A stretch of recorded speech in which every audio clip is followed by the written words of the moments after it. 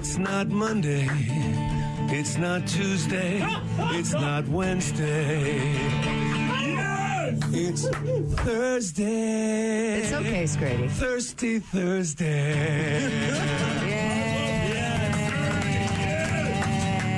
Yay! Oh, so many years ago, Pat McCurdy in studio doing a version of the Thursday song and a very abridged version of the Thursday song. Was that the year that he came in for my birthday? We've only had him in the studio a couple of times because usually he doesn't show up in town until later on in the afternoon. Yeah, I guess I don't remember. I didn't. I'm not sure Scrady was here on your birthday that year, but because he came towards the end of the program. But isn't he in town like soon? You mean tonight? Oh, it's tonight. Pat McCurdy at Moxie's on the north side of town. I'm double dipping. The old man's getting after it. Thank goodness I got the whole day off tomorrow. Well, not the whole day, but after I get done in the morning, I ain't got nothing to do. Oh, I'm going to need it. What? Why? What? Well, tonight is the official release of Sam Adams Oktoberfest. That's right, bitches. Oktoberfest is here, and I'm excited. Because the Fest beers have been showing up in the stores already. And now it's going to be on tap at the Crow with the big Oktoberfest beer release. They're going to do a Stein hoisting competition. There's going to be a 5-minute open pour. There's going to be buy one and keep the Stein, I think, right, at the Crow. I'm going to be there emceeing the event, which is always a blast. And then I'm going to skedaddle up to the north side where I'm going to see Pat McCurdy at Moxie's on the outdoor patio. I knew it was soon. I guess I didn't realize it was tonight. See this face I'm making, Gene? Sorta. Oh, it's going to be good. It's like my two favorite things all rolled into one afternoon. Kind of is, isn't it? You know, Oktoberfest and Oktoberfest beers and then Pat McCurdy. Uh-huh. Oh, man. I might say the F word on the radio today. Fast forward like a month, and it'll be Pat McCurdy and Oktoberfest. At Oktoberfest, I know. In his very special festival pants. Yes. I'm very excited, to say the least. Today is a big day in the Simpson household. Big day. Big day. Okay, got it. It's so big that the wife's going home after work to take a shower and redo her makeup. Whoa. Not just like join you. Not freshen up. No, like not gonna just join you at the bar after work. No, this is I got to go home and redo everything so that I'm looking primo. I know it's going to be wild. I'm very excited, to say the least. Okay. All right. Well, we know what kind of a Thursday we're in for. Dude, I can't wait to have a giant Stein of Oktoberfest. Have you tried holding them? Oh, yeah. I came in second. I lost to a military guy. I told you that years ago. Remember? That's right. My buddy Chadsky. One of my Chadsky buddies. I've got several. I entered the contest because there wasn't a lot of people at the bar that wanted to do it. So I was like, I'll do it, whatever. I don't care. I'm not really... I'll try it and see what happens. And look, it wasn't easy. I don't think I would have much success now. This was probably a decade ago that I did that. But I came in second to a guy that was in the military. So I can't really feel bad about myself. No, you can't. If you're going to lose, you might as well lose to that guy.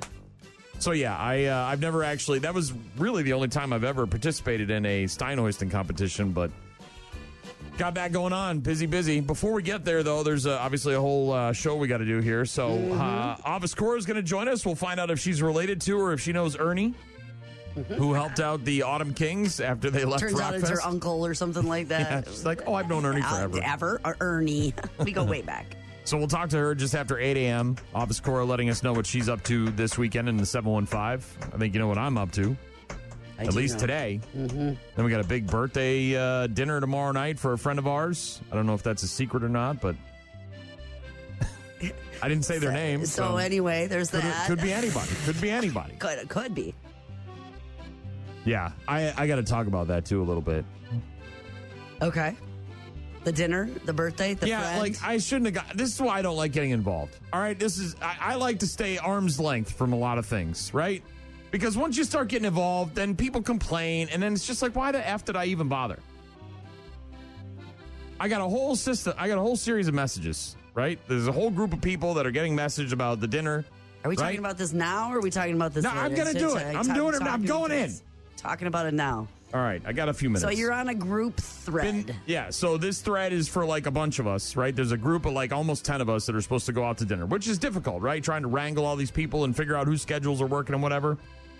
I rearranged my entire schedule this week. You saw what I had to do in order to get to this thing, right? Mm-hmm. I had to make changes with people at work. It was kind of a real investment in my time. Yes, some investment. Thinking more about birthday coming up next week. I'd like to do dinner at this place probably on Friday. Are you and the wife available? I said, Can I think we do so. This? Yep. I said, I think so. We'd love to ruin his birthday. She said, cool. I'll see if these other couples want to go as well. I said, I can reach out to them if you'd like. She said, I already talked to them. Thank you, though. Okay. She said the one couple's in. They're thinking 6:30. I'll call them to confirm after I hear from this other couple. Then she said they're in, yada, yada, yada. Everybody's in. And then after all that, I said, look, I had to rearrange my schedule. Everything should be good. We're good to go. Next thing you know, the other couple are in. So 2 couples are in, plus the other couple, plus us. So there's 8 or 9 or whatever there is. There's people in. Right. I'm going to make the reservations. I said, okay, we're in. I got my schedule moved around. She said, earliest reservation I could get for a large group at the restaurant we want to go to is at 7:45. That feels pretty late to me. Got any other suggestions? We've got 9 people total. I said, well, how about this place? I know a girl that works there. She said, that works for me. There was no information for me as to what was too early or too late other than the 7:45 feels like it's too late to eat, which I agree, right? I don't want to eat at 7:45 because now you're eating at like 8:30, 9 o'clock. I was going to say, yeah, after that. And there's a group of you, but it's going to be rough on a Friday night with no prior reservations. Today's Thursday. I reached out to my friend on Tuesday. She checked the books at the restaurant she works at. She came right back. She said, we'll get you in at 5 o'clock. Bam. Too early. Your People boy work. took, yes. Yeah, you can't. I agree. You can't Then leave. she you sends can't me the leave. message and says, I work till 5. Yeah, the original. You should have shot for the 6:30. That's when the original plans were. You can't You can't move it forward an hour and a half without checking with the people whose birthday it is. I don't give a rat's ass about these people. I'm trying to eat early. I'm sorry. I agree. F you. I agree that you can't leap to 5. Hey, how's 3 o'clock in the afternoon for everybody? No, we were zeroing in on the 6:30 range. No, you could have maybe gone to 6 without checking. 6 you could have done. No. You can't go forward that far on a work day. No, I said agree. sorry. I didn't realize 5 p.m. was too early for Yes. you young whippersnappers. Yes, correct. Bunch of old ass people trying to have dinner at 5. No. This is why I don't get involved. This is why. Can we get our reservations at 4? I just want to do things for myself on my own damn time. I don't want to be messing around with other people. So I don't do group projects because it's a pain in the ass. Everybody's got problems. So what time's your reservation? 5 o'clock. 9 people, and I'll be the only one there. I'll be holding the table for everybody. It? All right. No, there we I'm go. not redoing okay. it. Screw that. All right. I'll show up, I'll hold the table, I'll have a couple of drinks, and then I'll get real salty. And then I'll cock off, and I'll upset some people. Special birthday for everyone involved. That's great. By the way, we have a real greasy mix, too, of people that are like different political stuff and all the primary stuff that just happened, so it'll be interesting to see how that goes. You're supposed to be focusing on the birthday person. Just relax. Leave all that The first thing I said to her is, I can't wait to ruin his birthday. Oh, God. It's going to be memorable. That's what I am. Anyways, we got a whole show to do, and we'll get to it next. Rock Mornings with Brian and Gene on your rock station. I know. Illinois, right? One winner. One goddamn winner. Yep. Son of a diddly. $1 billion prize is some jamoke.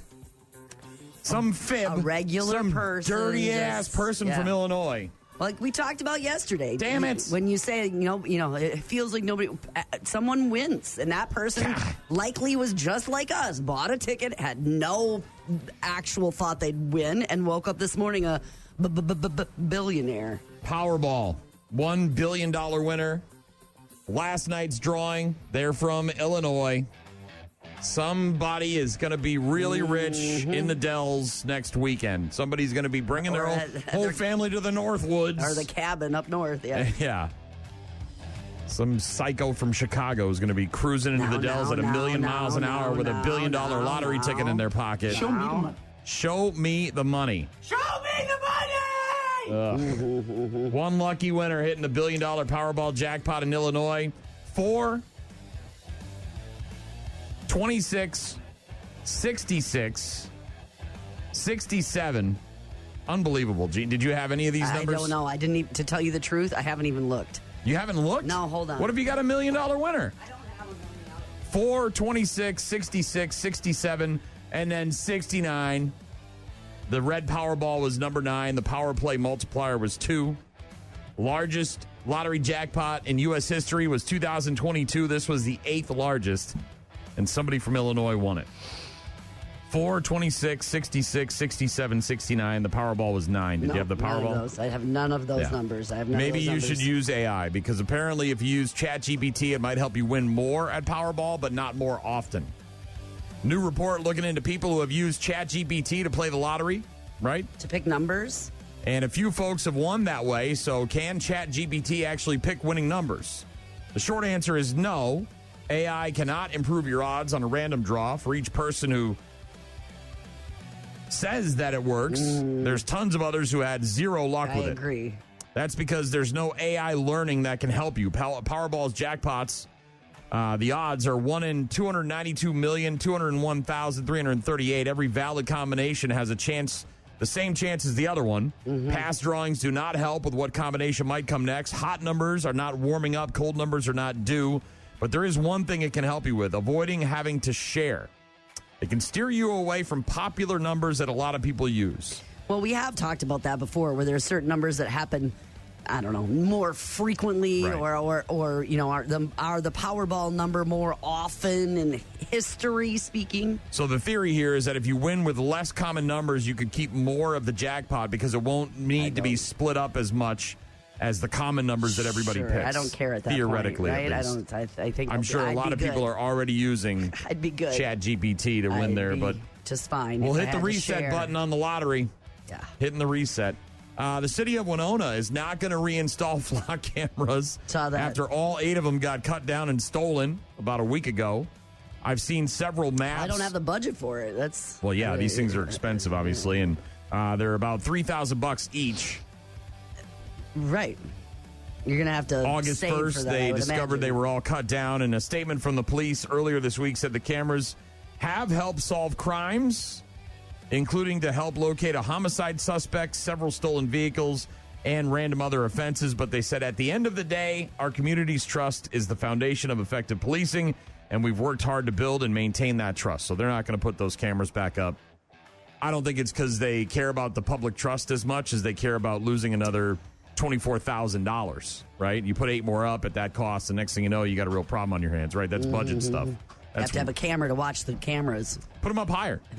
to make sure. What do you do with squirrels? Can we put the thing up like we do with the squirrels, where they can't get up and it spins around and spins around? Something like that? Yeah, the flock cameras. There's, by the way, there's quite a few, actually. Online maps where people We'll show you where they are. show you where they are, so you can go and either cut them down or avoid them. Staying in Minnesota, a crazy story yesterday afternoon that broke about a daycare center where a father murdered his wife and his young daughter God, I before then didn't hear taking about his this. own life at this at-home daycare that they ran in Hopkins, Minnesota. It sounds like it happened in front of the kids that were at the daycare. As someone who had all of her children at an in-home, I can't. The suspect is also believed to have murdered a 78-year-old female relative whose body was stabbed and recovered at a home that he shared with her in nearby Burnsville. Yeah. His wife, also 41, and his daughter, who was just 7 years old, they were also stabbed to death. The father then killed himself with a gun. This is at the Brown Bear Daycare Center. The family ran it in their home. A parent dropping off their child saw the father attacking his family in the daycare center. They called 911, but by the time the officers got there, the mother and daughter had already been murdered in the basement, and the father was dead upstairs. Oh, my gosh. Awful story. Ugh. Awful, awful, awful story out of Hopkins, Minnesota. Just unbelievable. Tesla issuing a recall on some of their vehicles. Apparently, the low beams are too high. Physically, or just the brightness? I think brightness. Okay. So imagine how high the high beams are, so right? Everybody keeps flicking their lights at you, and you're like, they're on low. Yeah. I'm not trying to blind you. It's only about 20,000 of their cars in the U.S. Low beam headlights that may be excessively bright, potentially reducing visibility for oncoming drivers and raising a risk for crashes. You can obviously read more about that online, but the U.S. National Highway Traffic Safety Administration issuing or saying that the recall affects certain Model 3 and Model Y vehicles. They haven't yet figured out what they're going to do. The remedy is yet to be finalized. So I don't know if they're going to replace the bulbs or if they've got some sort of tech that they can install that'll keep them not so bright, some sort of fader. I don't know. President Donald Trump yesterday said White House Press Secretary Caroline Leavitt. Oh, yeah. Isn't she, leaving her post? Stepping down from her position at the end of this month to spend more time with her family. Trump announced her exit yesterday on Truth Social, calling her one of my most trusted aides and wonderful. Said he understands and respects her decision, adding that Leavitt will remain one of his top outside advisors and an influential voice within the Republican Party. So she's going to be wrapping things up at the end of August and going home to stay with the kids and the husband or whoever she's got at her house. And prosecutors have unsealed a murder indictment against Nick Reiner in the fatal stabbing of his parents, Rob and Michelle Reiner. He was indicted, wasn't he? Inside the family's Brentwood home back in December. He made a brief appearance in the criminal courts building in downtown L.A. Newly released indictment replacing the original murder counts that were filed last year. The new indictment includes the allegation of lying in wait, a special circumstance that makes a person at sentencing subject to life without parole or the death penalty. So, yeah, rather than a lengthy jail sentence for killing two people, now he has his chance at no parole or maybe even the death penalty because he was allegedly waiting for them to come home so that he could murder them. Which is an additional charge onto the charges from originally. It's Rock Mornings with Brian and Gene. We've got a lot to get to today, including our hypothetical questions for one another, including Office Cora. We'll get an update on the bodybuilder guy from yesterday that was doing roids and drinking beers and not working out and then got so drunk he forgot to show up for the bodybuilding competition. Yep, he was making a online presence for himself by doing it that way. So we'll get a little bit of news on him and all sorts of other stuff as well. Rockmornings.com to get in touch with us. Rock Mornings with Brian and Gene. Find them online at rockmornings.com. And now the winning run in scoring position for Campusano. Campusano into right field. Base hit. Here comes Song. Laura's throw will be Lane Padres. Walk it off. Campusano to right. What a ball game. What a ball game. Yeah, the Brewers lost again to the Padres in 11 innings yesterday, 4-3. They've now lost 3 in a row, getting swept there in San Diego. Not good. And it doesn't get any easier because they're in L.A. tonight to take on the Dodgers at 9:10, the first of 4 against L.A. I don't know if it's the West Coast time or later games at night or what. Well, yesterday's was at 3:10, so it wasn't a late-night game, but very pivotal series here against the Dodgers as the Brewers try to hold on to not only one of the best records in Major League Baseball, but first place in the NL Central, right, with the Cubs on a creep up here. The Major League Baseball Field of Dreams game is tonight at 6:30. Yeah, on Netflix from Dyersville, Iowa, Minnesota taking on Philadelphia in the MLB Field of Dreams game. Meanwhile, week 1 of the NFL preseason kicks off tonight at 6 with the Lions at the Bengals. The Packers are in Pittsburgh taking on the Steelers.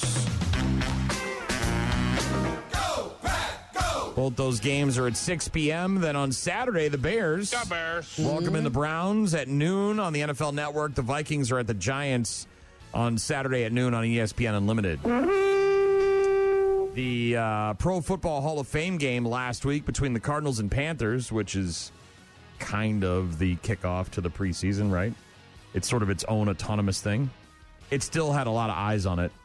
It averaged 7 million viewers on NBC Sports and Peacock streaming network. I wouldn't think that many. That, by the way, is the highest for the NFL's preseason opener from Canton, Ohio since the 2021 game, which was between the Steelers and the Cowboys, and it was up 1% from last year's matchup between the Chargers and the Lions. Interesting. People are jonesing for football, Gene. They're jonesing. Is it obviously it matters which teams are playing, or you wouldn't have that large of a jump? It helps, but you're not going to get all-stars out there on the field. You're getting all the scrubs, the guys who are not going to make the team or going to be on the practice squad or something like that. But people are just amped up, man. They're excited.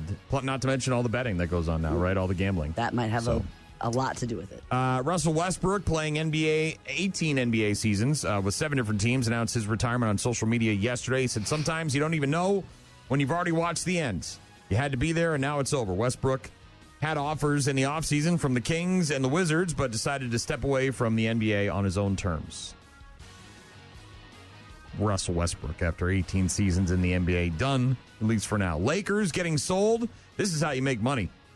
Okay. You buy the team for $10 billion, and then you sell it 2 years later for $12.5 billion. Anything like that. That's like buying property. What's that show, The Property Brothers, where you flip them? Flip this house? And flip this team? That's what they did. They flipped this team. Josh Kushner and Bob Iger are buying the Lakers for a $12.5 billion record-breaking price. The businessmen involved in the expansion process in Vegas, but then they decided to buy the team instead from Mark Walter, who purchased a controlling interest from in the Lakers from the Buss family last year for a then record price of about $10 billion. So now it's gone even further.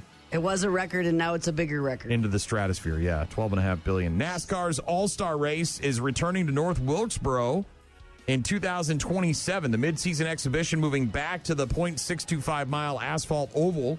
After a year at the Dover Motor Speedway, North Wilkesboro hosted the All-Star event for 3 years, from 2023 to 2025. The May 23rd race will be on Fox in prime time. It'll also be part of a triple-header weekend, including the Craftsman Truck Series on Friday and the O'Reilly Auto Parts Series on Saturday. Green, green, green, go, go, go, boogity, boogity, boogity, up the hill, boys. Yes, NASCAR returning to racing. North Wilkesboro. Speaking of NASCAR racing, Doc just left us a voicemail on the app. Let's see what Doc has to say. God damn it. Yes, Doc, what's going Sorry, on? I got too many things going on over here. What's going on? What is... Who knows you knows. I'm pretty sure Gene will back me up on this one, but Brian, anybody who knows you knows that if the reservation's at 5 o'clock, you're going to be there at 4:15. It's just a given. So I don't know if the restaurant we're going to opens at 4:15, but I will be downtown, steps away from that restaurant by about 4 o'clock. you're going with a group of That's people tomorrow. to dinner tomorrow night to celebrate a friend's birthday, and the reservations are early. They're at 5 o'clock. Yeah, because I made them. Because I'm smart, and I take care of things. You'll just be there waiting for people to show up. I and might having order my meal before everybody shows up. F them, and when they show up, they can eat, and I'll be out. I'll be deuces. I'll see you later. You could still be at the salad bar, making trips round and round and round and round. Speaking of reporters at Chiefs training camp, Travis Kelce. Yes, First question. I'm sure. It was a fun off-season, man. The wedding was the best night of my life. I appreciate everybody who came out and celebrated and, had fun with us. So it was a crazy night. It was full of a lot of celebration, but it's football, baby. Yeah. Obviously, when you get in front of reporters after you just married Taylor Swift, one of the most famous people in the world, the first question is probably going to be about how's Taylor. married life?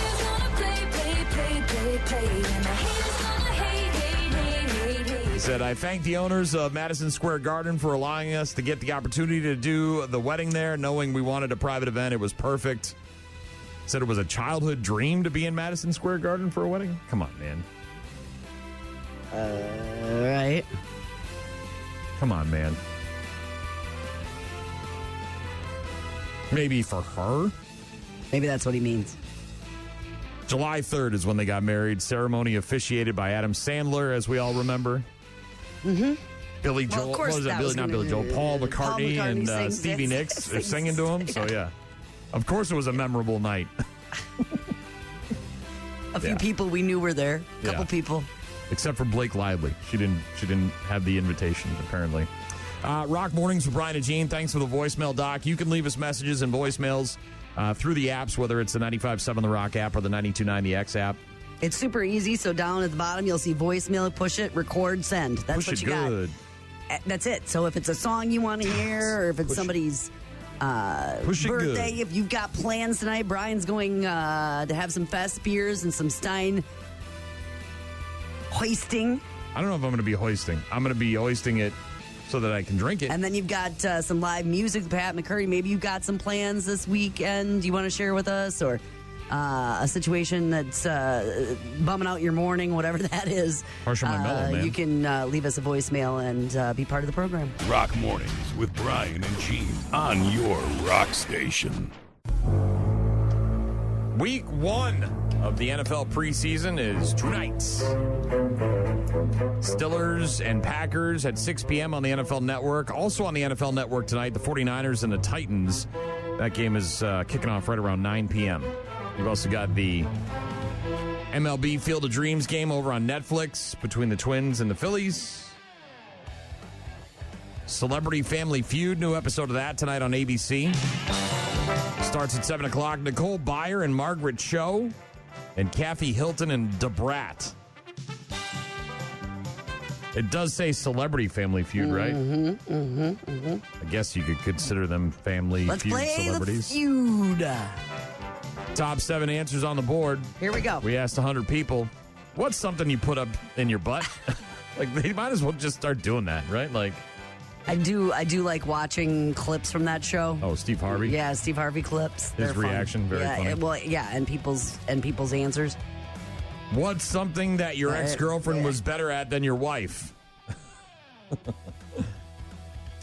Also on television on ABC tonight, the 2026 Patriot Games, a 1-hour special about this year's national high school competition featuring 120 student athletes. Remember that, yeah. Yep.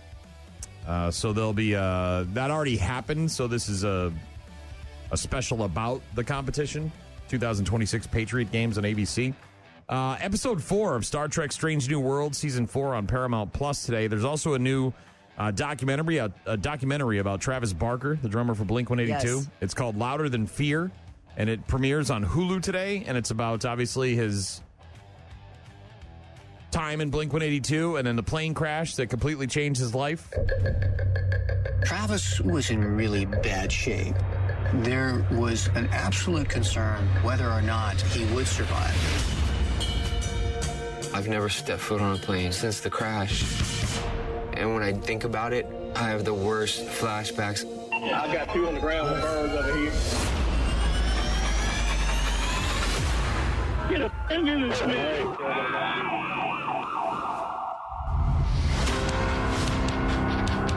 The last thing my mom said to me was just play drums. The drums are literally the heartbeat of the musical body. A lot of people came just to watch him.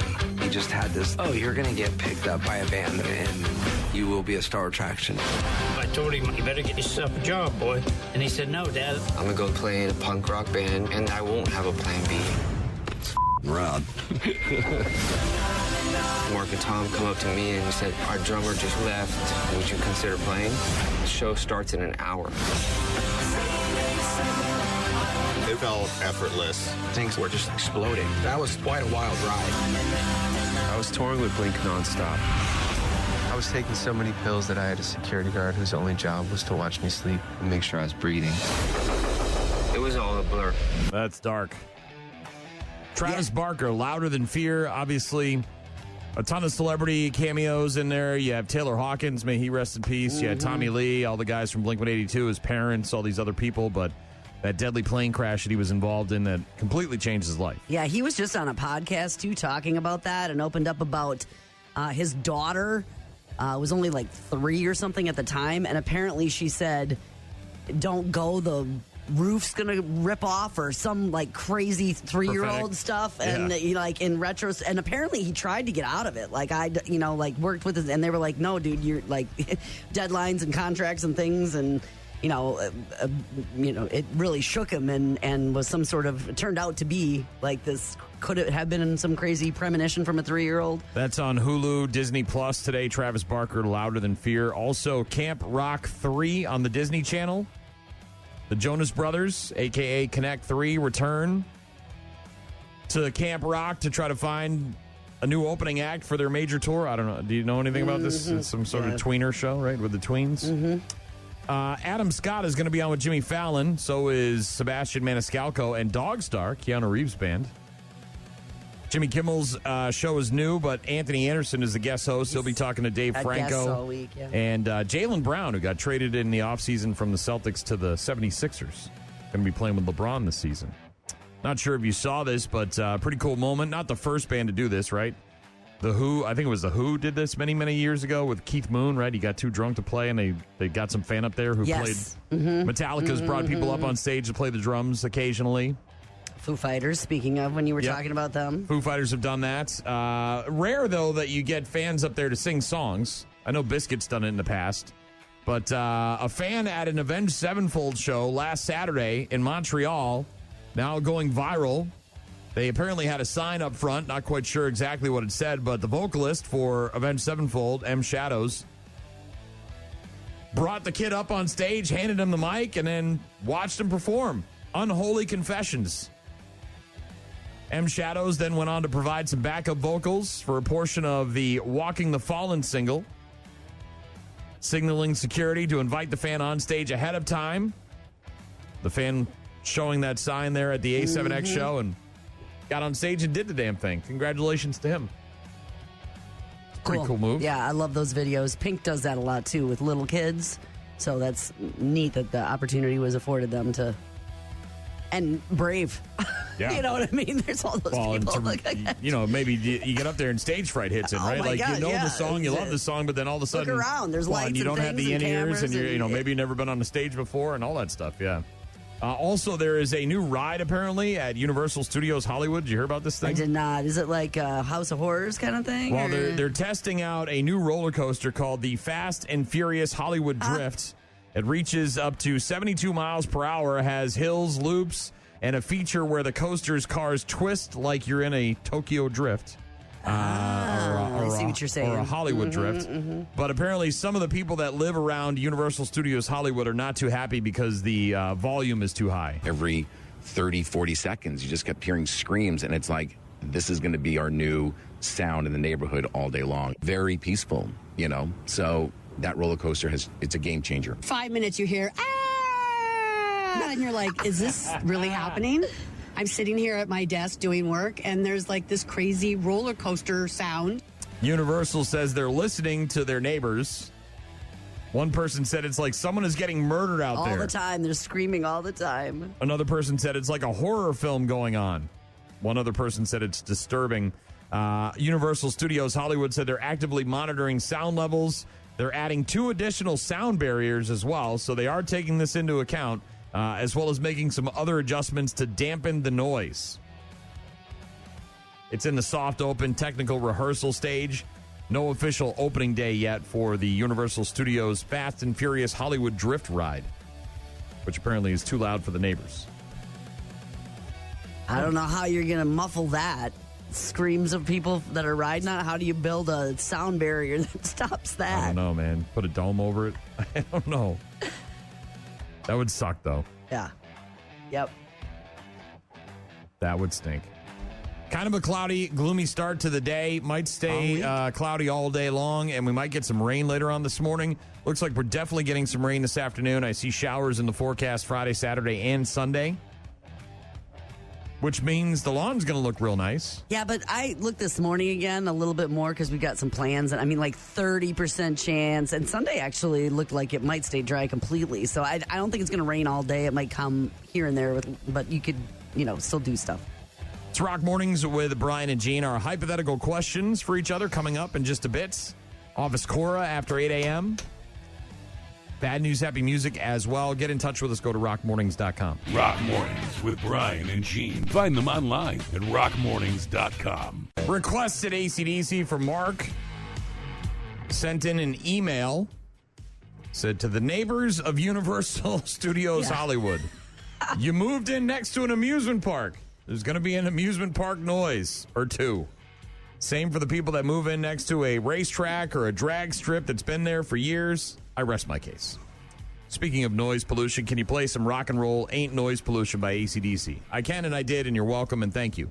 Yeah, maybe some of those people were there before or have been there for a long time, but this new ride apparently is the issue. Right. Maybe none of the other rides have ever been a problem, but now it is. Well, and you're talking about an ever-expanding universe here, right? Like these amusement parks, especially ones that are very large like Universal Studios in Hollywood.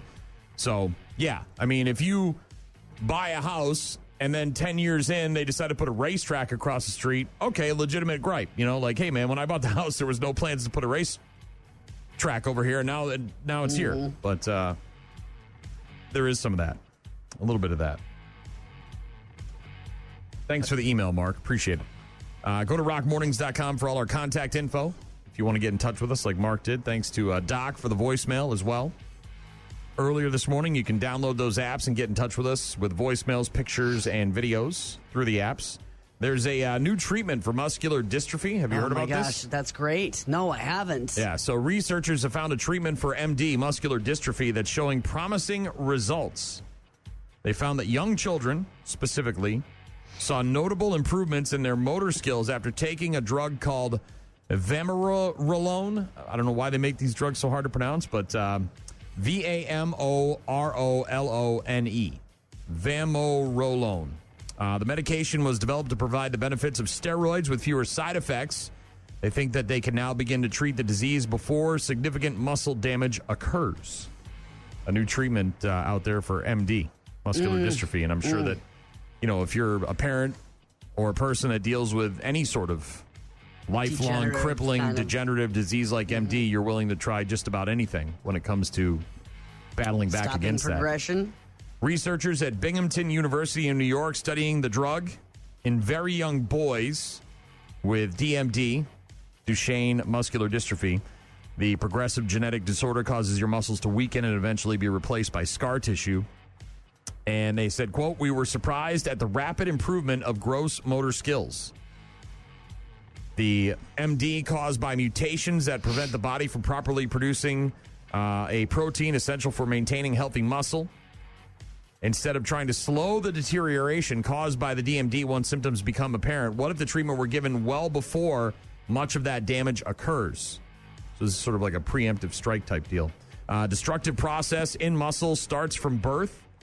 Even though symptoms typically aren't recognized until early school years, the current protocols recommend anti-inflammatory corticosteroids after symptoms become evident, but biologically they may be already too late, they say.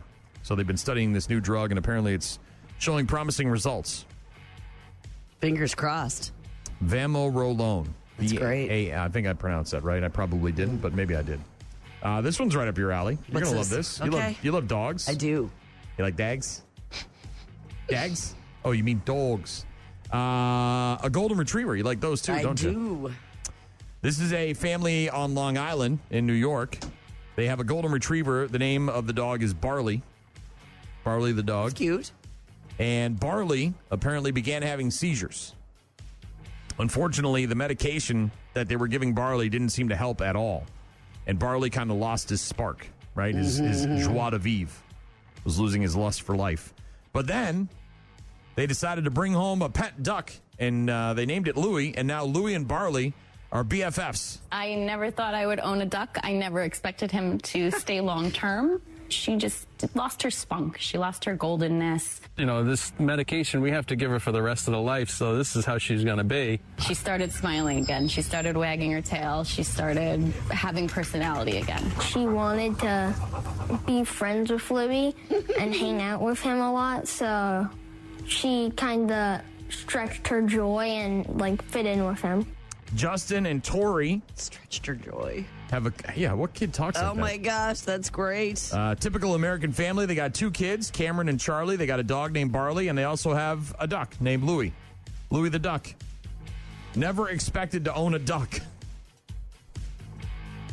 The family sought out the duck for a garden center that is owned by the husband. They went on Facebook Marketplace.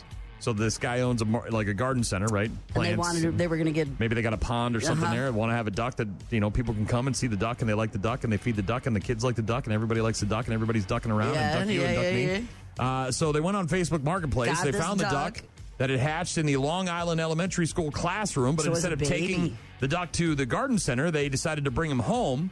It was supposed to be just a little visit, right? Bring the duck home, get a little bit used to him. Couple weeks, play with the kids. But Louie apparently became inseparable. Louie and Barley. Attached to Barley. Indispensable for one family member, and that would be the golden retriever, Barley. Yeah. We thought, oh man, this medication we have to give her for the rest of her life. This is how she's going to be. Then they noticed the bond between the dog and the duck. Started smiling again. Started wagging her tail.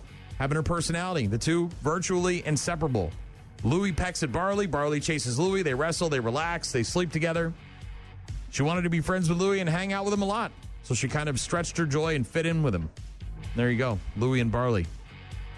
BFFs. I love those stories where it's, whatever. The bull and the cat, or the the hippo and the monkey, or whatever. The two best friends that don't seem to be, made for each other, but their stars cross. Hakuna Matata, Gene. Mm-hmm. Hakuna Matata. Cool story about a dog and a duck hanging out together. We'll get to Hypothetical Thursday in just a couple minutes. I'll go first. You got a question? You ready to go? Mm-hmm. All right. And we'll get to Office Cora as well. I'm excited to find out if she knows Ernie. The good-hearted gentleman on the side of the road, the Good Samaritan that helped the band with the broken-down van, that Ernie? Yes, that Ernie. Helped out the Autumn Kings. Mm-hmm. Well, from the Chippewa area. We'll see. If there is a organization of nice people that do things for other people, they could run in the same circle. They would both be in that. Very much. Rock Mornings with Brian and Gene. Start your day with Rock Mornings. Hypothetical Thursday. Asking each other hypothetical questions to see what our answers will be. I want to ask you a bunch of questions, and I want to have them answered immediately. I have a two-part question for you, Gene. It's going to make you think. All right. If you were a wrestler, a professional WWE wrestler, or AEW, or what ECW, pick your poison, whichever one you want. Doesn't matter. But a professional wrestler, someone that's going to be on television, touring the country, touring the world, performing in front of millions of people. Okay, this is a sport I know almost nothing about. I know. That's what makes this great. Okay. If you were going to be a professional wrestler, what would your name be and what would your finishing move be? Now, you don't have to come up with your own finishing move. You can certainly steal somebody's. All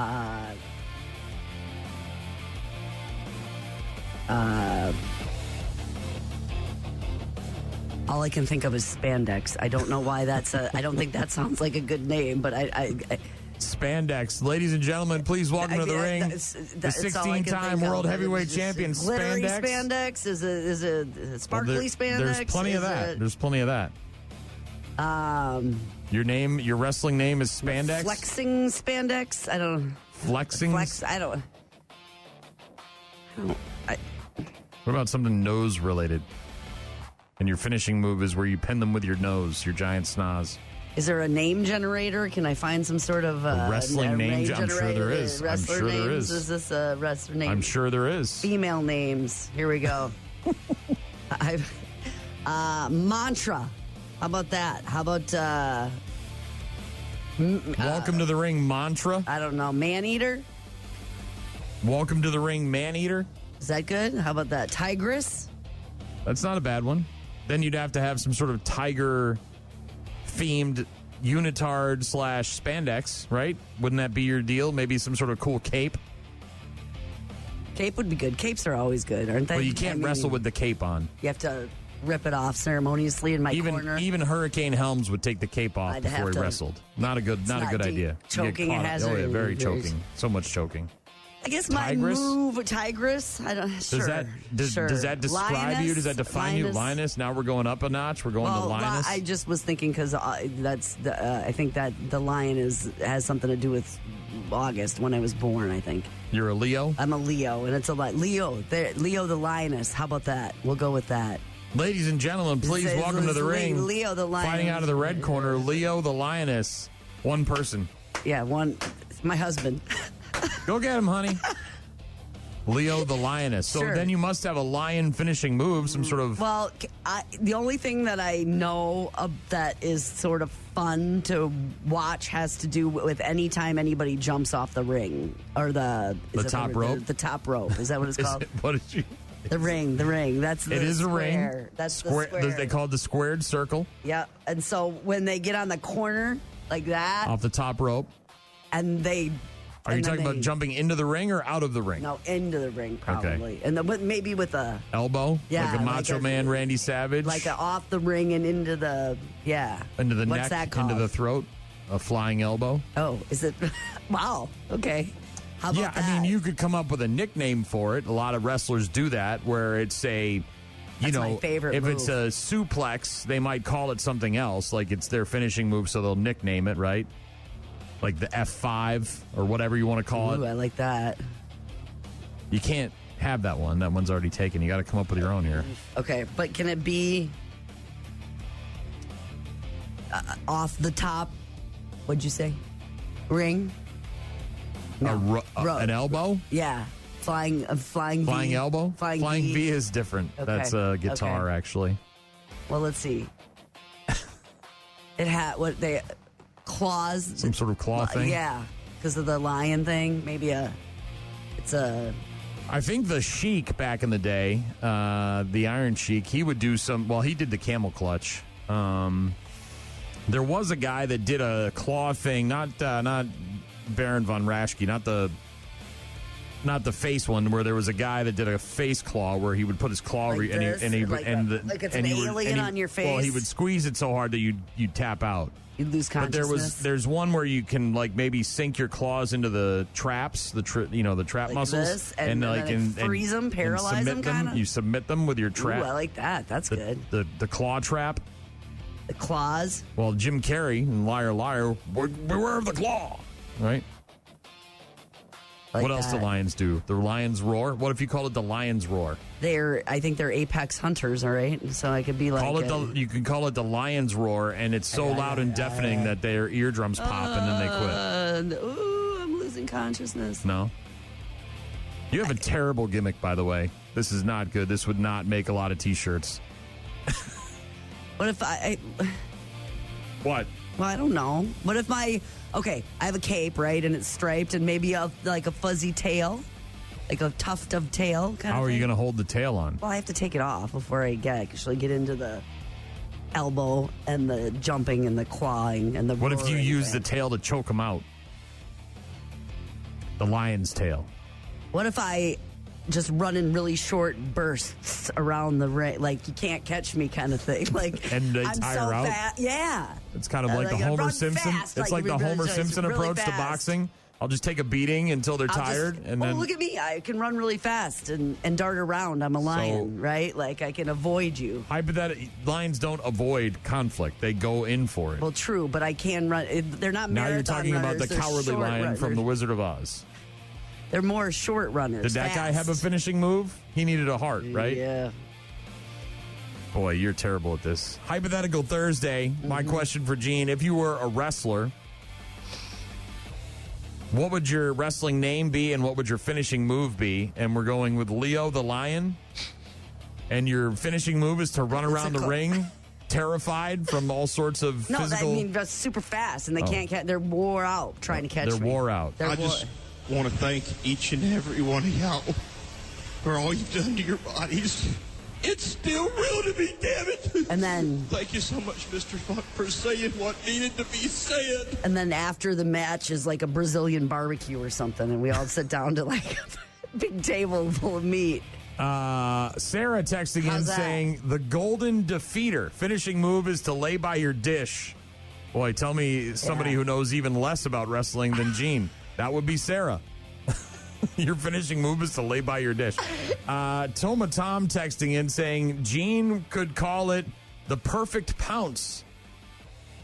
Oh, that's not bad.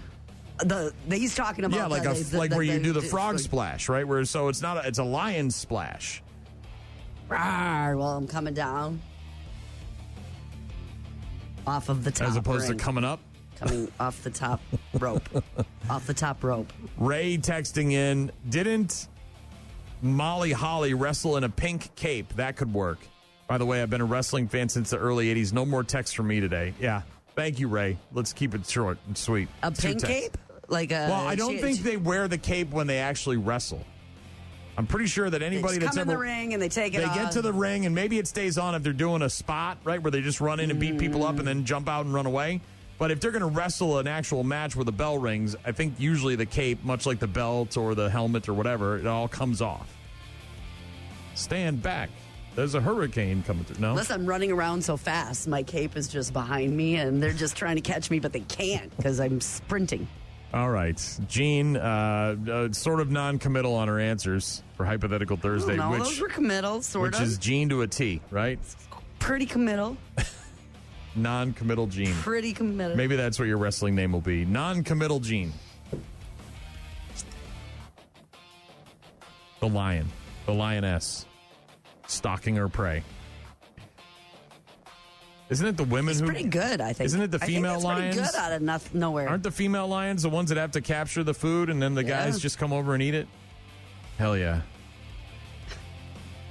Nature's got it figured out. I don't know what the hell we're doing. Hypothetical Thursday. We'll get to Gene's question in a bit. Rock Mornings with Brian and Gene. Find the daily podcast at rockmornings.com.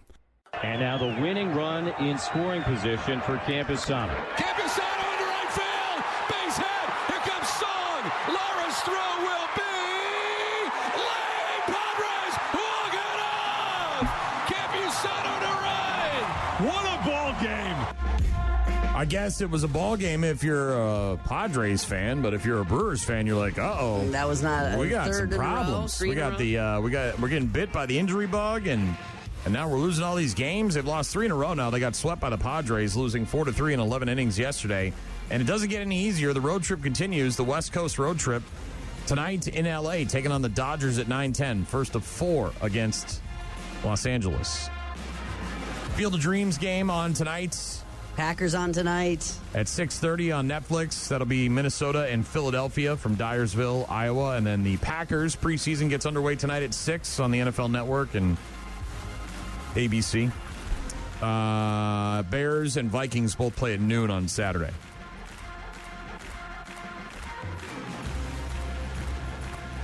Jets cornerback Quantez Stiggers. Stiggers. Stiggers. Just for those of you that are wondering. Is apparently doing well a day after collapsing during a joint practice against the Tampa Bay Buccaneers. Head coach Aaron Glenn said that this guy has entered the NFL's concussion protocol after he displayed symptoms on Tuesday.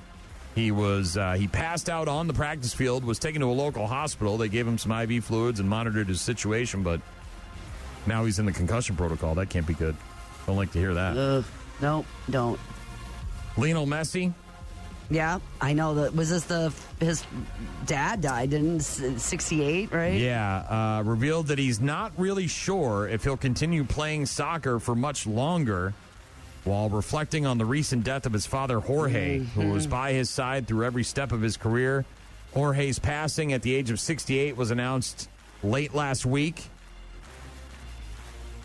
False rumors of his death during the World Cup. Ugh, that must Messi have been dealing terrible. with that, right? Trying to win the World Cup and dealing with the rumors. Ugh. A statement from the family explaining that the Argentina captain's long-term agent and advisor was under medical supervision. Messi has now outlined the extent of his father's sickness, which prevented him from attending the World Cup. Messi has a contract with Inter Miami until the end of 2028. There have been a lot of speculation about whether or not the 39-year-old would go through to the 2030 World Cup, with it being held in Argentina, his homeland. But now he's not even sure if he's going to play ever again. It's shaking to lose a parent, you know? I know. I lost them both. Exactly. Me too. And it's just, I mean, and it just happened, right? Like, your world is shook. He's got, things are going to be different for him, and he's going to need some time. Big time. Messi might hang it up after the death of his father. That sucks. South Korea, the governing body of soccer, staying with soccer, in South Korea has now issued a public apology after a report alleged that the governing body for soccer in Korea, South Korea, had spent thousands of dollars on sexual services for foreign referees. While visiting kind of thing? Like, hey, you want to take advantage of all this country has to offer? The government's Ministry of Culture, Sports, and Tourism first issued the report a decade ago in 2016 after they investigated corruption in the Korea Football Association, the KFA.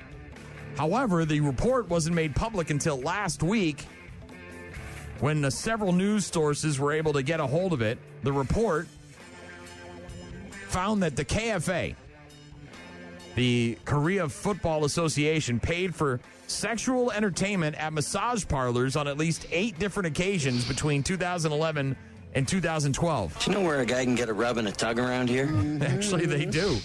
This was at massage parlors.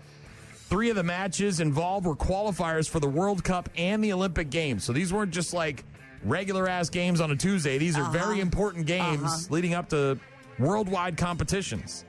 In one example, yes, listed in the report, South Korea's national team played Oman, O-M-A-N, back on September 21st of 2011, competing for a spot in the 2012 London Olympics. In the early hours of the following morning, so after the game was over, 4 referees who officiated the match were allegedly taken to a massage parlor by the KFA, the Korean Football Association, where they spent a whopping $536, which doesn't sound like all that much. That doesn't sound like much at all, does it? I don't know how much it costs to get a rub and a tug in South Korea. Rub your goodness all over. Yeah, but there was... By the way, South Korea did win that game against Oman the day before, 2-0. So maybe it was sort of like, hey, if this works out in our favor... If you do a good job, wink, wink, wink... You know, and that was only one of the 8 occasions where they say this took place. And Robin's son is racing. Yeah, they weren't racing. They were playing soccer, and they were rubbing afterwards. Don't you think you'd want to get the rub and tug before? Well, or is it payment upon completion? Correct. Okay, one of those things. Yes. We'll see how this all goes prepay? down. We're not prepaying. All right. We're post-paying. We're going to see how the I don't know, man. If you want me to sway on the outcome of a soccer game, I'm going to need some payment up front. Well, I don't... You can't promise me a bill of goods and then, sell me down the river here. I don't know. It just seems like all of that and then the bill at the end of the night was $500. Look, maybe it wasn't a very reputable place, right? That doesn't feel like tickets to the champagne room. You know what I'm saying? Most of the top-level places probably don't offer those services. And if they do, it's significantly more money. So maybe you take them to... But in the end, the referee does... Whatever, man. Whatever. The lights are low.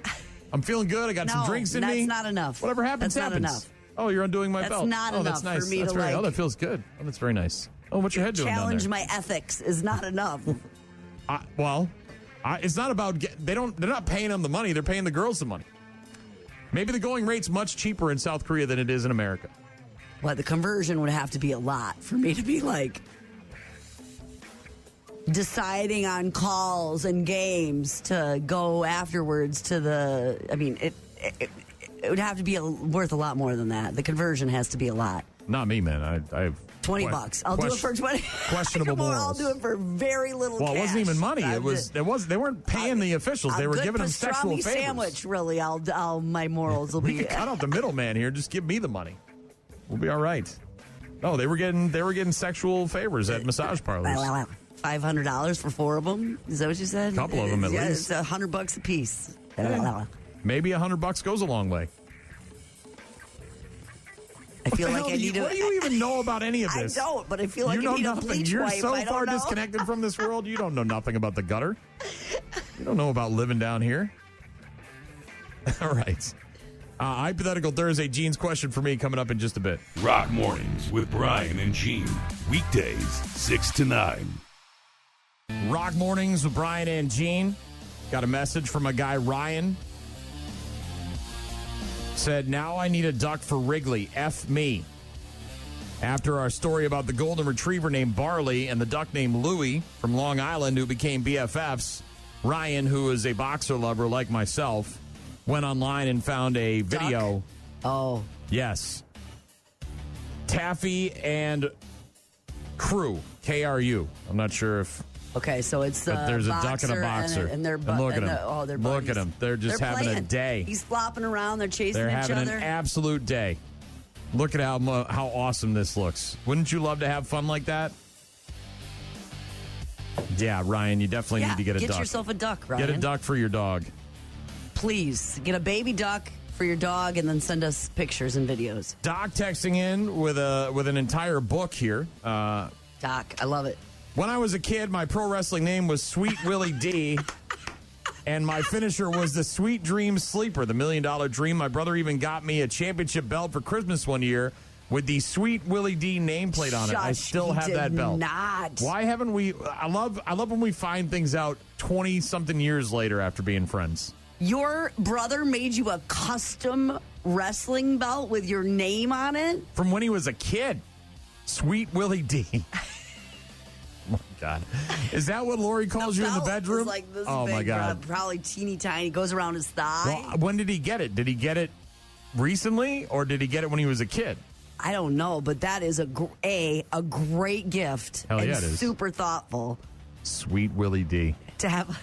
Hey, Mom, I'm over here, Sweet Willie D. I'm doing my finisher. Right. On my brother. I It's called the you Sweet call me Dream that Sleeper. Now. From now on. Write it on my lunchbox from now on. Sweet Willie D to the table. Got a text from Rug. Several texts. Rug, you got to reel it in, bro. This is now 3 text messages, and they're getting longer every single time you text in. Got a lot to say. First, he said, is Office Cora on today asking for me? Yes. And I said, yes, right around Hopefully. 8:15. That's our plan anyway. He said, I bought a hanky today. Last week, she made me blow snot from my nose laughing. So he's prepared. He's got this was the drum circle? Probably the drum circle thing. Then Rug texted in again a third time in the last 20 minutes. Good. I'm which glad. is way too many text messages. Rug, bring it. Reel it in, Rug. Get a hold of your life. Is that his wrestling name? Would it be too much to ask if you could play Temple of the Dog, Say Hello to Heaven? It's not too much to ask, Rug. It's never too much to ask. You could also, Rug, you know what else you could do? You could go through the app and you could leave us a voicemail. I hate your guts. I hate your guts right now. I hate Just your go guts. through our I hate apps you and so you much. could leave us a voicemail. I hate Anyone you. can do this about anything, right? You want to say something? You want Chris to texting in. request a song? You want to let us know about your sweet wrestling belt? Chris texting in. This is actually pretty good. Your wrestling name could be Serpentine, and your finishing move is the Anaconda Choke. I don't mind it. So instead of a lion, you're a snake. You got to do a tongue thing, though. And then I'm crushing them right Maybe. here with my. It sounds like an anaconda choke. Thank you very much. Appreciate that. Hypothetical Thursday, asking each other hypothetical questions. I want to ask you a bunch of questions. And I want to have them answered immediately. My question for Gene was, if you were a professional wrestler, what would your name be, your wrestling name, and what would your finishing move be? And Gene really sort of didn't give any sort of concrete answers. She just sort of ran around the ring a lot. That's all she wanted to do, was run around the ring with a cape on. That's kind of what she wanted to do. So. Hey, it's my dream. Yeah. I've heard you come in here and tell me about that dream so many times in the past. All right, your question for me. Go. Okay, so I know that this is, I wouldn't say the plot of some movies, but there is parts of this that have been in movies and they don't necessarily go all that great. And I know how your gut instinct is about this, but I really do want you to stop and think about the entire thing about this for a second, okay? So complete customization, right? So predictability, complete matched complete customization, accessibility, very real, very tailored to you, to your personality, to your likes, to your dislikes, to that perfect companion in whatever physical traits, emotional traits, mental traits as well, indistinguishable from a human being. If you could create Thought we were going to get to a an question. AI robot person in the future that it is so can't tell, and you can pick all the things and create it from scratch for you, would you choose that as a partner over a person? No. I don't want AI. I don't want robots. I don't want any of it. I'm talking ultra realistic, Don't can want do it. all the things. All the things that you like and dislike. At the core of who I am as a human being, Indistinguishable. This is not radio stuff. This is really who I am. I hate AI and robotics and all that stuff. I hate it. I think it's going to be, and it's terrible. It's been a look. Dream come true. No, like I don't. No. agrees with everything you said. Like Who all the wants things. that? Who wants that? You don't want that.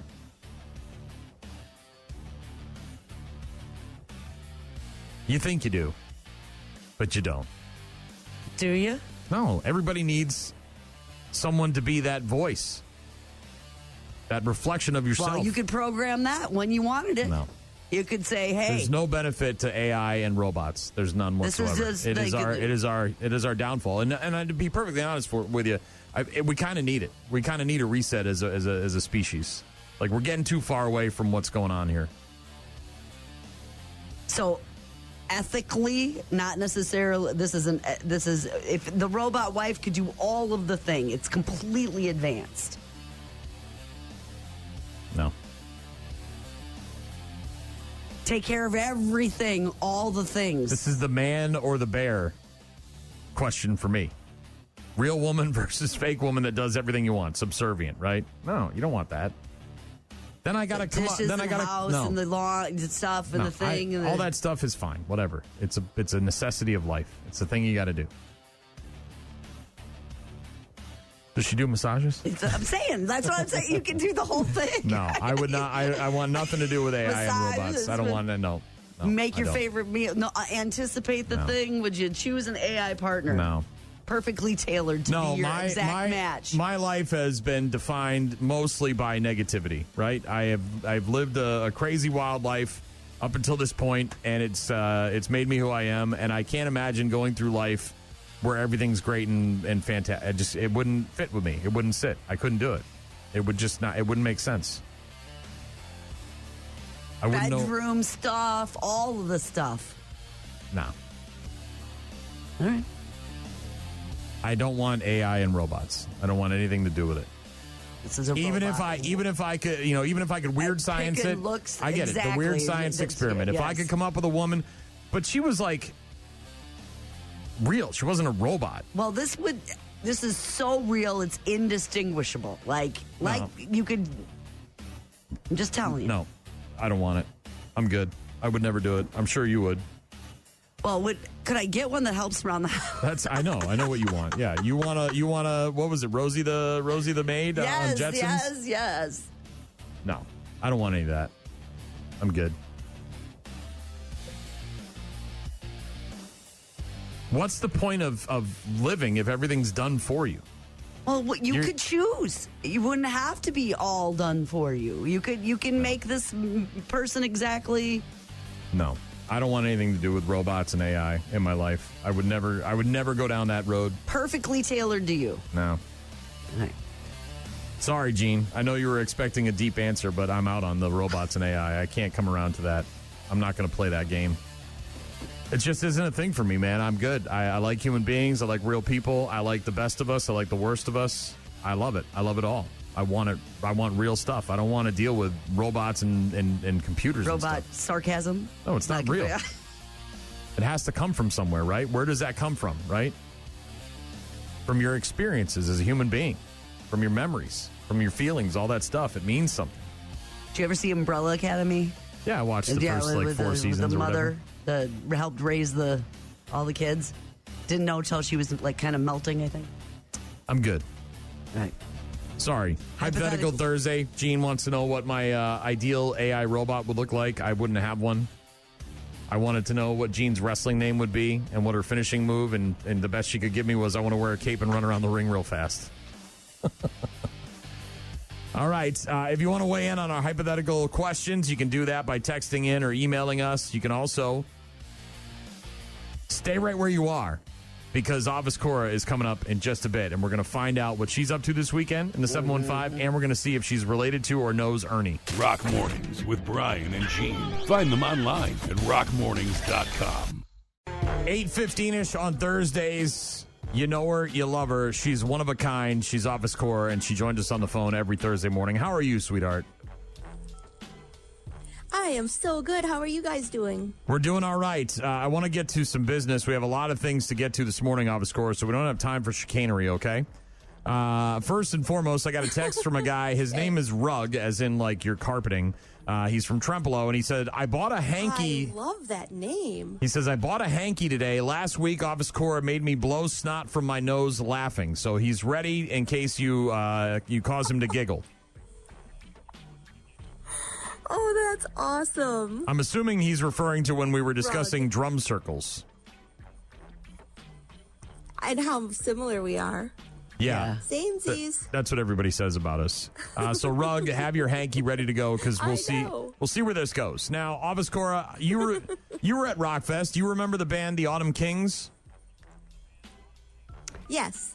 Well, they played on the main stage, and then they came into the booth, and we interviewed them. And then after that, they were heading to the Upheaval Festival in Michigan. And before they could get out of the state of Wisconsin, their vehicle broke down. And there was a very kind stranger that happened to come upon them as they were on the side of the road. In Cadott, Chippewa area. That Cadott, Chippewa area. And the guy's name is Ernie. And Ernie offered them his vehicle, his personal vehicle, to take and get all their stuff to Michigan so they could do their show. And they went kind of viral for that story. It was on CBS News, and we actually interviewed Jake, the lead, one of the singers, one of the guys from the band earlier this week about that incident. And then we wondered, do you know Ernie? Because you two are so very nice and trusting in human beings, which is weird. I wish I knew Ernie. Ernie, get a hold of me. I think we could be best friends. So you don't know a guy named Ernie? You don't have anybody named Ernie in your family tree? Thought maybe it was an uncle or a long-lost cousin kind of thing. I wish. You don't have anybody living in your house right now? Did just do okay, I am not even joking. Mary lives in the basement. She came home I think it was either Monday night, and she drove her car. It was parked on the wrong side of the street and a little bit crooked. Hasn't moved since, and I haven't seen her. What's the protocol on what happens if is she okay? She lives in the basement. Have you gone down to the basement? We just have different schedules. Have you gone to your very own basement in the home that you own and looked to see if the strange woman living down there is actually in the basement? Well, her door is shut. Is there a smell? I don't want to wake her up if she's Is there napping. Is there an odor coming from there? Smell. Are the lights going on and off? No. Did you hear? Yeah, is there any... Have you heard her flushing the toilet recently? No. Oh, I do a welfare check. Yeah, do a knock. I would do scenario. I would check. I'd make sure. There are a lot of flies coming in and out. No. Is the hairless cat down there scratching at the door?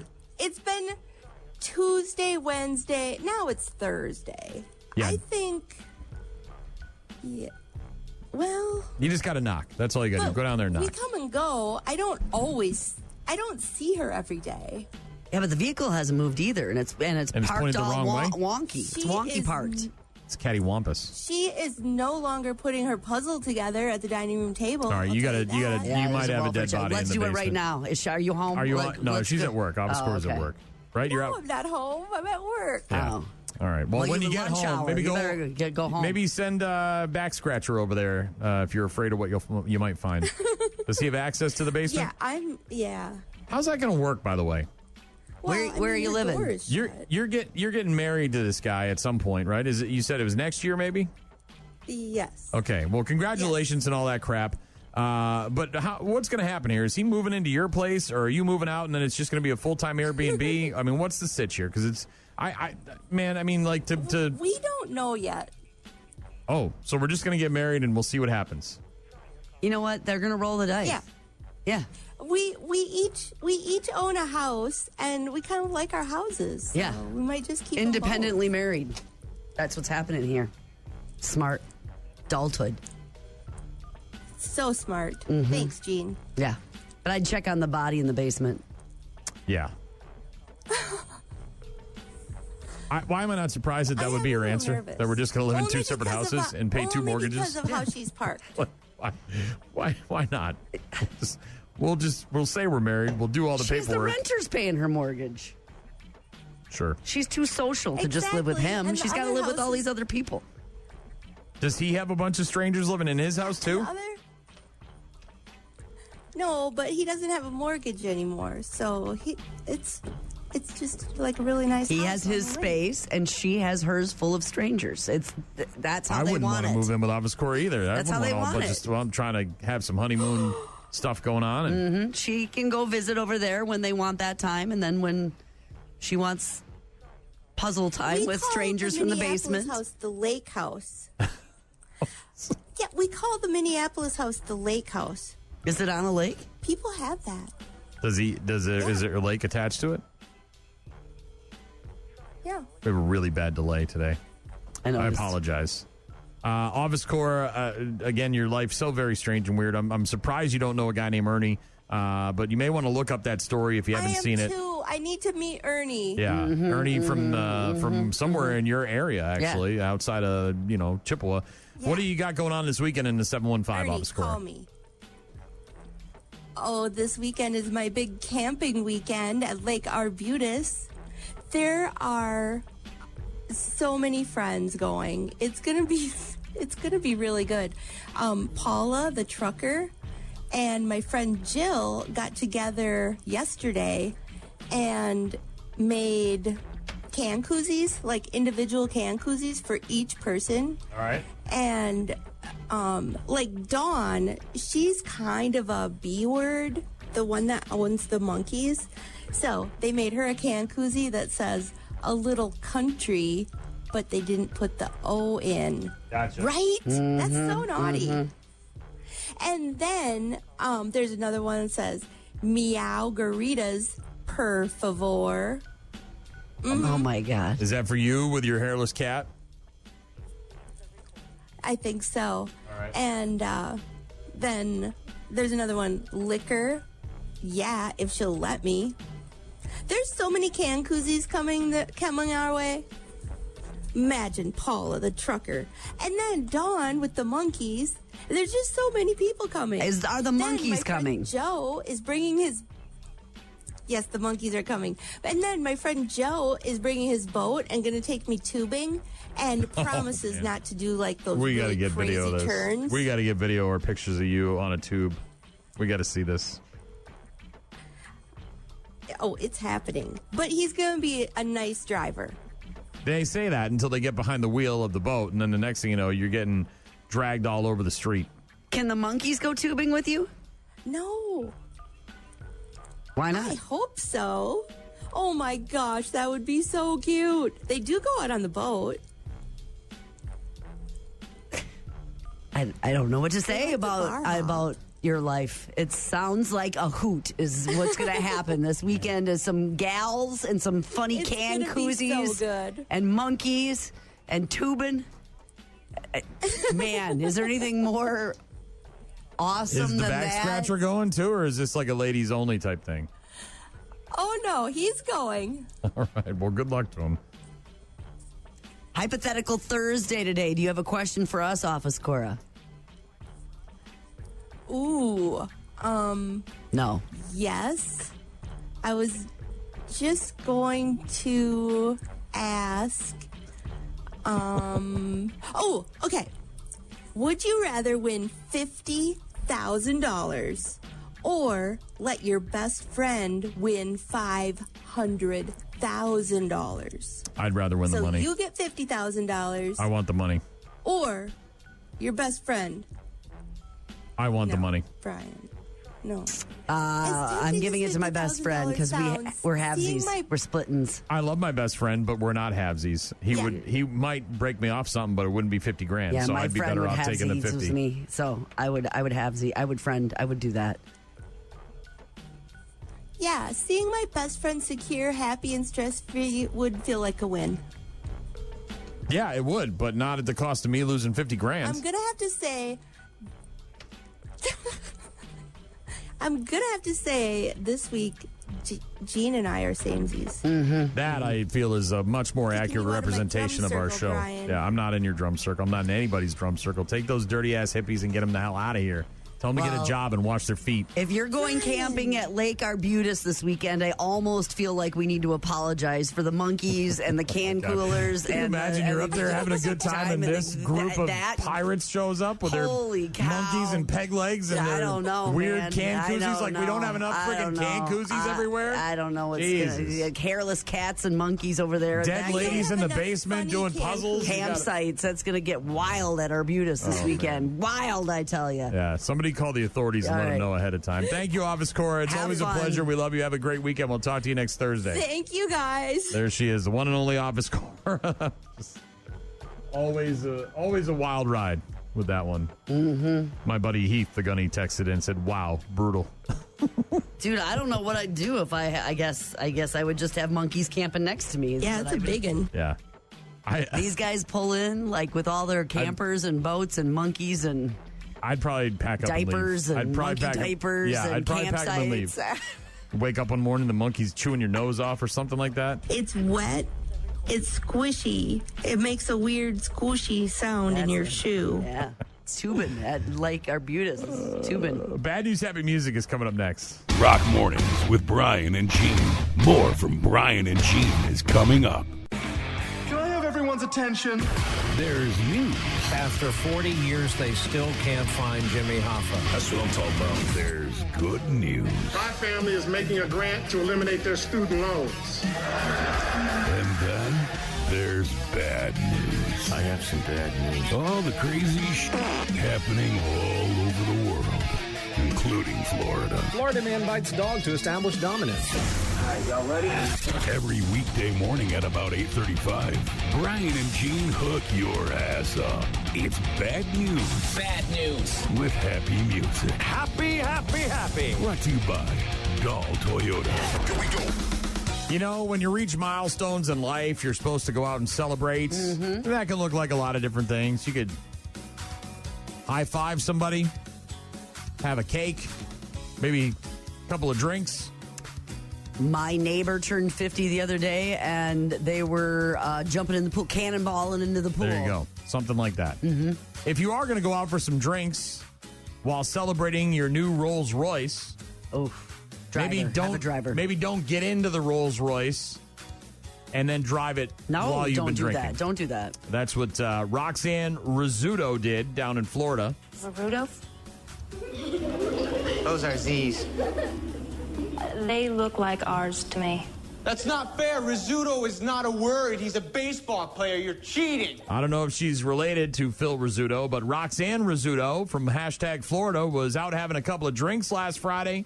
With her brand new Rolls Royce? Celebrating her brand new Rolls Royce, allegedly. Unfortunately, she decided to get behind the wheel of that Rolls Royce, started speeding, nearly crashed into a police car on the side of the road, straddled two lanes, started driving into the bike lane, which, you know, hey, whatever, it's paved.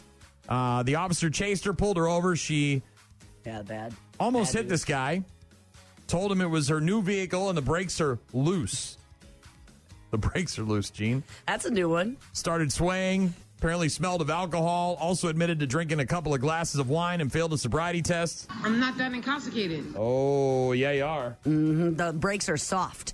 Officer, you've soft heard of brakes. that. It happens. It happens. It happens. It happens. You know, she had a couple of glasses of wine and she got behind the wheel. Koufax is a good egg. He was nice to that kid. But he fights like a girl. You like that? I'm right here, miss. What are you going to do about it? What, are you drunk, Mr. Hurley? Well, I had a few Chardonnays. What of it? Yeah, she had a few Chardonnays. What of it? Failed the sobriety test, arrested for DUI. Bad news. And a stellar mugshot, by the way. If you want to look up Roxanne Rizzuto from Florida, she was in Boca Raton where this all went down. She's got the painted on eyebrows, and they're unibrow? No, they're painted on or tattooed on. They're effed up looking, and they're not symmetrical. It's really giving me the willies. You put a paper in the middle, and it's just one of them's low, one of them's up. It's a mess. It's kind of a mess. Sounds like she might be kind of a mess. Yeah. Yeah. Might be a while before she gets back behind the wheel of her brand new Rolls Royce. Roxanne Rizzuto down there in Boca Raton, Florida. Update on the bodybuilder guy. This is such mental gymnastics. I had to listen to it 4 times this morning to figure out what the hell this guy was saying. So yesterday we talked about this guy who wanted to enter and he went viral online because of his regimen, right?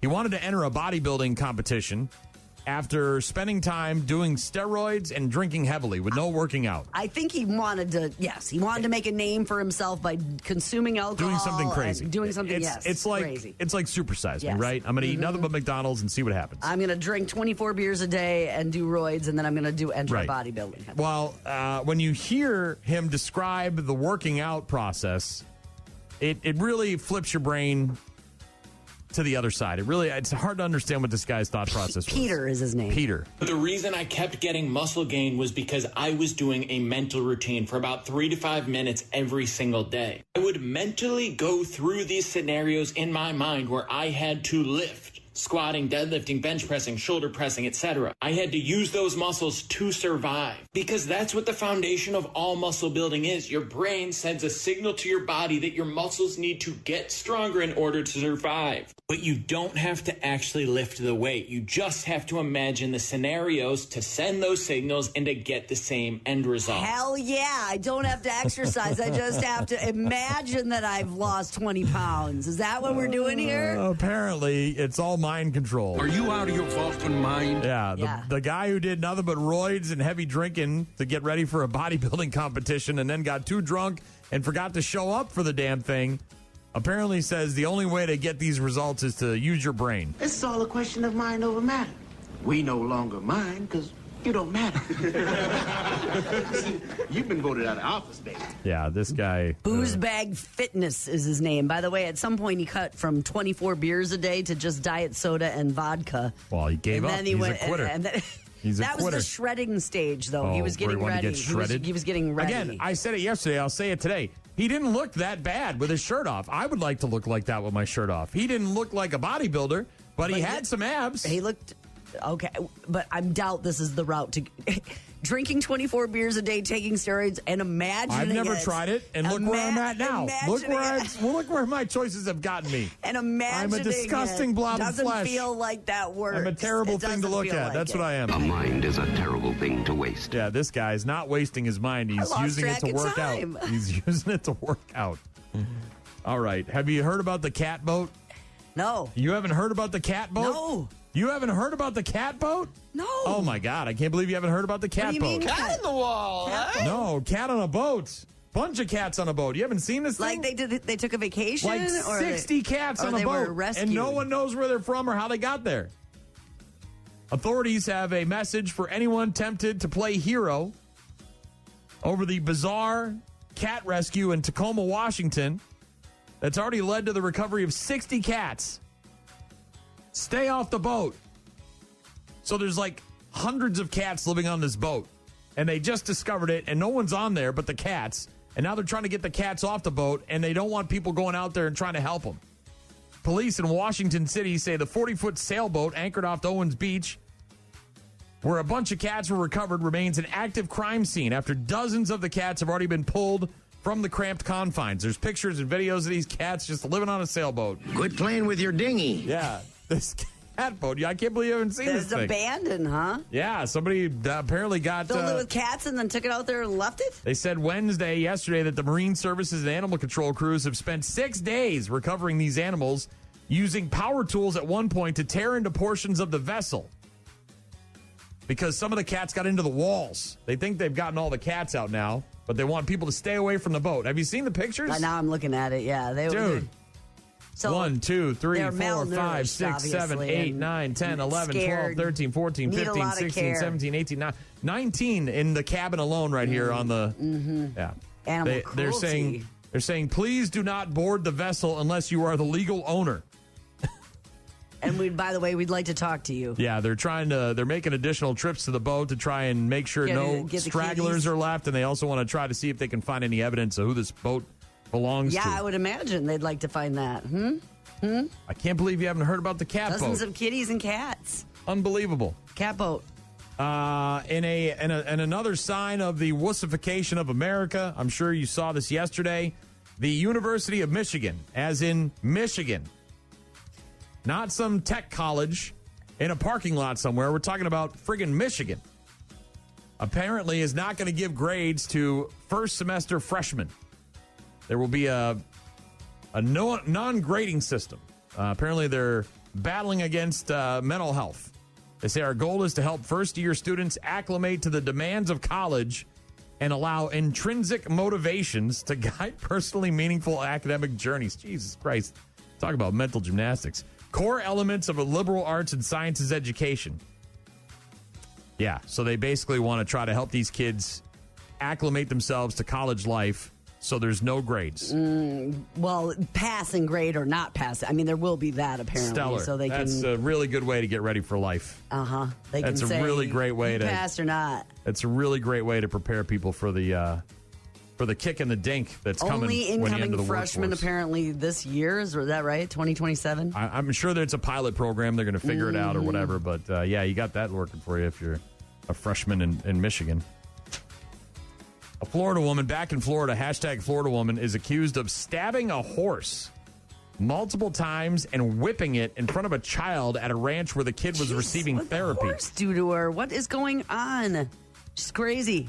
Shirley Zimmerly taken into custody for being on a crazy. warrant charging her with 1 count of felony animal cruelty and 2 counts of misdemeanor animal cruelty. It happened back in late July. They say that investigators say the woman became frustrated with the horse's behavior, grabbed the knife and stabbed the animal multiple times before then beating it with a whip. Taking him back to Nevada where he's wanted for banging horses. No, not banging horses, stabbing them and whipping them. This happened apparently in front of a child who was at the ranch for therapy. The child, distressed by what they witnessed, they had to go home and told their parents. I'm here for therapy, lady. Well, this is like one of these horse therapy places, right? I know what you're saying. We have several around us, right? And she got frustrated. Yeah. So she stabbed it. Right. Horse gonna horse. Maybe she shouldn't be around kids either. Investigators examining the horse, they found it had been stabbed multiple times and was severely underweight. Oh, my God. The horse scored a 3 out of a 9 on body condition scales. No. They found other horses on the property with open sores. The woman issued several citations, ordered to obtain vet care for the animals. I would shut her down. I would shut her down, too. When questioned about the injuries to the horse, they say that the woman claimed a cat had caused them. Oh. Shut it down. Blame it on the cat. Lights out. No more horses for you, lady. Yeah, no more horses for her, definitely. Nobody said that criminals were smart. No, not usually. But I got to give this guy credit. Did he try? Look, you get in trouble, you go to jail, you get out, you're on probation, you got a probation officer, you got to show up for these meetings, you got to be there on time, you got to be clean, right? You can't be on drugs, you got to take a pee test, all sorts of different rules and regulations. And this guy, to his credit, was trying. He was showing up to his probation meeting. The problem is he was in a stolen vehicle. That he stole or someone else stole and he didn't know it was stolen? A man on probation was arrested after driving to the probation office in a car that he had allegedly stolen. Stole it. See, I was going to say, if he was staying with somebody, and buddy's like, hey, go ahead, George, use my car, and then he didn't know it was stolen, but it sounds like he had Deputies with the Sacramento County Sheriff's Office witnessed a reported stolen car being driven by 35-year-old Joshua Thatch, who was leaving McDonald's. According to the deputies, Thatch was on probation for multiple vehicle thefts, stolen vehicle-related convictions, and grand theft. He was stopped and taken into custody in the probation office parking lot. He was in the parking lot of the probation office. The sheriff's office there learned that he was headed to his probation office to check in with his parole officer while he was driving the stolen car. This guy just can't. He's addicted to it. I was going to say, you know what I've been arrested for? Can't stop, won't stop. Stealing cars. You know what I just did? Stole a car. But again, to his credit, he was showing up to his probation office. He can't stop stealing cars, huh? He's got one move. He's got one move, Gene. Last but not least, is this Washington. Soccer refs? This isn't soccer refs? This is in D.C., Washington, D.C. The nation's capital, Brian? Yes. A suspicious package in the nation's capital. That happens frequently. Which was outside of a fire station.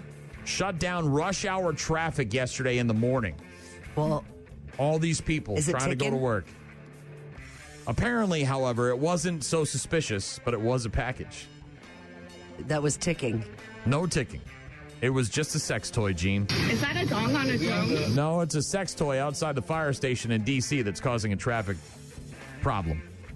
The suspicious device reported at about 7 in the morning when someone saw another person putting the package in the trash can. So this person's just throwing away trash, and you got to call the cops? Police responded, shut down the street for nearly 2 hours in the middle of D.C. morning commute. Eventually, the device was deemed non-hazardous. According to the police report, the device was an Electronic sex portable pump device.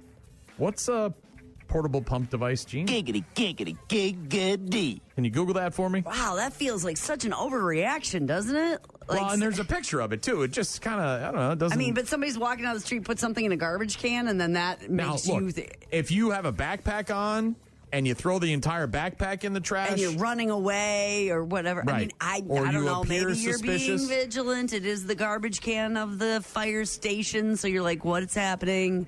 The police report says that a member of the firehouse was approached by the person who threw away the toy behind the building. We're getting more details. Then the person left behind what they called an unknown suspicious electronic device with wires exposed. There you go. So they walked up to them. They were... And then put the wires and ticking bomb inside. It wasn't a ticking bomb. It was a dildo of some sort. I just got compared to a 30-inch dildo. It was vibrating and it had wires and... It sounds like it's a penis pump. One of these, ones that like a fleshlight almost. And maybe this person had used and abused it so much that the wires were exposed, right? And said, I got to get rid of this thing, and the best way to do that is in front of the firehouse. To walk up to a fireman outside the fire station, talk nonsense, and then deposit it there. That's where all the good sex toys go, is in the trash cans outside the fire department. And then they have to shut down morning commute traffic in D.C. for 2 hours to investigate. I'd be so mad if I was sitting in that traffic. Oh, God. All because you couldn't take care of your stuff properly? Sounds like maybe they were...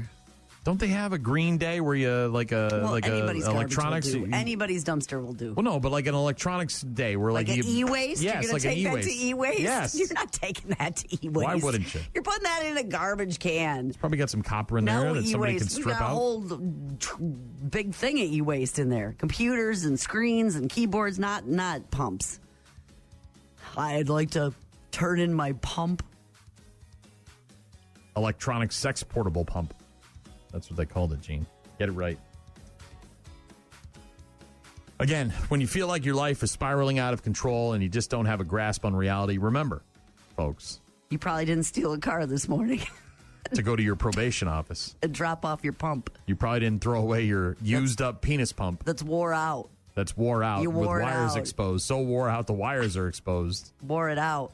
That was probably some guy trying to augment it, right? He was trying to, do some sort of Batman, Spider-Man thing in his room, hook it up to the internet or something like that. It's like creep.